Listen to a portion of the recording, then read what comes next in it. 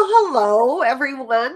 As you know, I love when you come back into the studio with me for the Lighthouse Path Podcast, because that means I get to share with you some fabulously wonderful, brilliant business lighthouses who are experts in their field and deserve to be heard.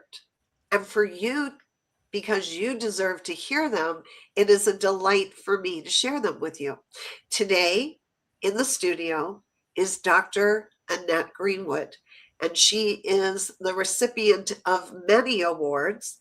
She's a life coach, she's an author, she's a presenter, but what's most important to her is helping women overcome adversities. She's worked with women in prison all the way to top CEOs. But the common denominator amongst them all is that they were struggling to move from one stage of life to their next. And she made that transition that much easier. Dr. Annette, it is a joy to welcome you into the studio today. Thank you for being here. And I'm absolutely delighted and grateful to be here and to share anything that I can. Well, I have some questions for you. And we're going to start with, since we focus on how to shine the light on our clients and customers, and I'm very aware that you build very strong bonds with your clients. What are some specific ways you do that? How do they know you care about them beyond just the transaction? So there's varying different ways, and depending who I'm working with, I will use different things that feel important to me. The first one is around being present and connecting. And that is that I will always build up rapport first and foremost through those ways. I like to connect emotionally, spiritually. And then the being present for me is super, super important, because that matters to them to know that I'm 100% there no matter what is going on in my own life. So those are the two first things that I would use. I love that you make sure you're present. Yeah. That you take time to leave whatever's been or whatever will be out. And I'm very thrilled, because for me, being all about the vibe of sales, right, and relationship, I think that is absolutely the most important. So I'm going to ask you, how do you do that? What practice do you have to be able to get present, be in the here and the now? So I do lots of different things with my practice. I will meditate beforehand. I will sit quietly and I will set an intention for that session that I'm going to have with my client, and just focusing on them energetically for a few moments. So when I'm with them, I can feel what their energy is doing, similar to how you would do with me, Stacey. So I can feel that energy and I know where they're at. And if they feel anxious or stressed, I can kind of bring that down, and I will connect in at that level energetically. And then we'll start to kind of ease into the session just gently, so I know I can gauge where things are at. I'm curious, how do you feel that makes a difference for the person, for the client, and not just in that interaction, but over the course of your relationship with them?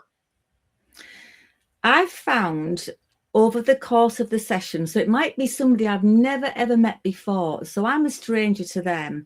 So building up rapport, trust, authenticity, integrity through everything that I'm doing, through my actions, through my own energy, and staying with them in a very purposeful way.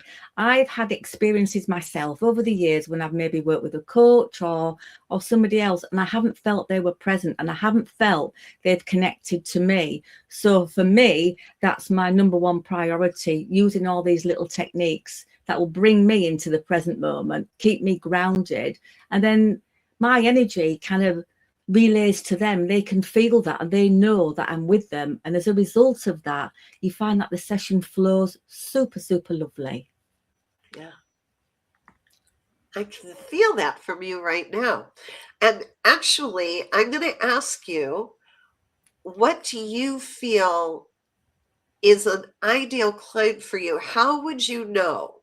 Like, what are the indicators when you first meet a client that tell you you're going to be able to build, not just serve them, but actually build a long-standing relationship? Because any of us can serve somebody in one session, right? And there's indicators to look for to know whether somebody is ideal for you to build that client relationship with. Well, how do you know? One of the things I do is I always offer, like I would call, a complimentary session, and I will spend time getting to know that person, finding out what it is they want to change, where they are in their life, what the transition is, what the problem is. And then I will kind of ask them questions around, how committed are you? Do you feel confident that you could make these changes with my support? How much time are you willing to give to this? I'm not asking you to give 3 or 4 hours a day, but can you give half an hour a day, 20 minutes a day, just to kind of get the ball rolling? And if somebody says they're kind of, well, I'm not sure about this, I'm not ready to make a commitment, well, maybe they're not in the right place just yet. And maybe it's possible that I would say, look, okay, let's work together for maybe 1 or 2 sessions. And after those 2 sessions, if we're not feeling that you are going to progress, well, then it's best to let things go. But I'd be willing to give it a chance, because sometimes it's about people's anxiety. It's not because they don't want to, it's because they're afraid of what might happen. They want to make a change, but their anxiety is holding them back. So it's just breaking through those little barriers to take steps to help them maybe overcome that little bit of adversity in the very early stages. I call that interviewing the client, and I love that you do too. Well, and for the people watching, you're going, well, of course you love her because you invited her in. Yes, exactly.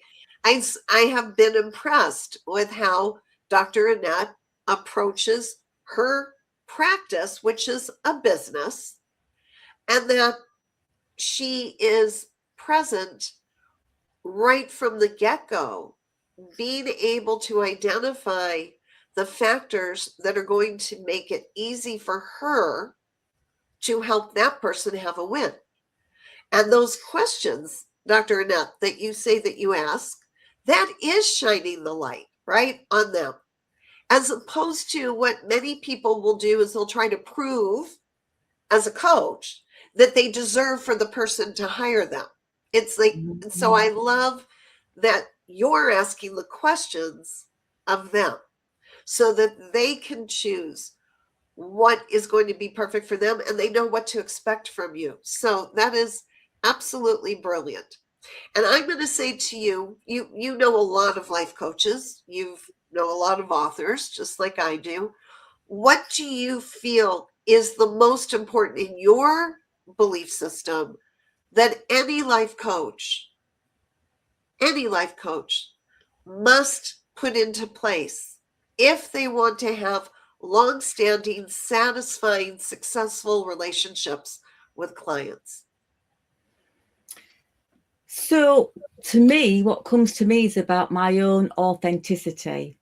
So anybody I was working with as a coach myself, I would want them to bring their own authenticity, their own experience. I don't mean to share all their problems and backstory with me unless they wanted to, but to feel that connection, because as a coach, you're a human being. We've been through difficulties, challenges, life changes, good and bad. And I would want a coach to bring that, all of that experience of their life to the table, and then I would feel confident I could work with them. But without those qualities and values and skills, I wouldn't want to. I wouldn't want that. I'd want the authenticity that goes with it. You could be the top coach in the world, but if you were, you'll know what I mean by this, Stacey, if they were wooden and very kind of not real, that just wouldn't work. Yeah. One of my core A's, authenticity, appreciation on our audience is very important to me as well. So those two things go hand in hand. And I love that you brought up the authenticity. Well, scrolling across the bottom of the screen, we have your LinkedIn profile. And when people go and find you on LinkedIn, what are they going to discover there? What have you put there for them? They will see a bit of a journey, really, in my life, from going through my own adversities, a little bit of backstory there about me, and then how my life has transitioned over the years. You will see on there awards that I've been collecting, and I mean this in the most warm-hearted way, you know, the awards and the honorary doctorate and all those lovely things that come with the work I've done.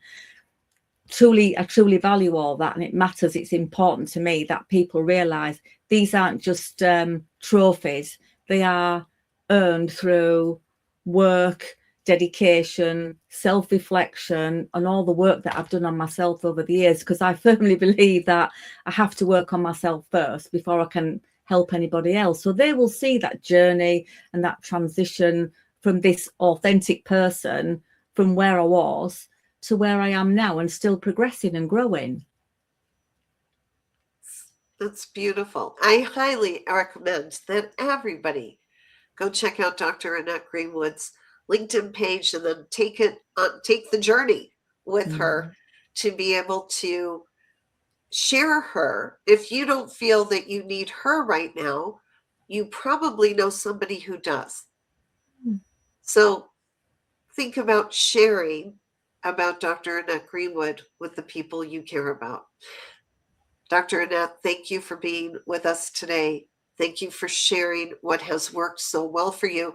And the awards really are, I'm going to say, a mark of excellence that you walk your talk. It isn't about ego. It's about people recognizing that what you say you do, you actually do. And so I'm thrilled for you that the world is recognizing your contributions. And to everybody here, thank you for caring about shining the light on your clients, recognizing that that's the truest way to make them feel like you care about them, way beyond the transaction. And so I'm going to sign off, as I always do, with a quick reminder to shine on.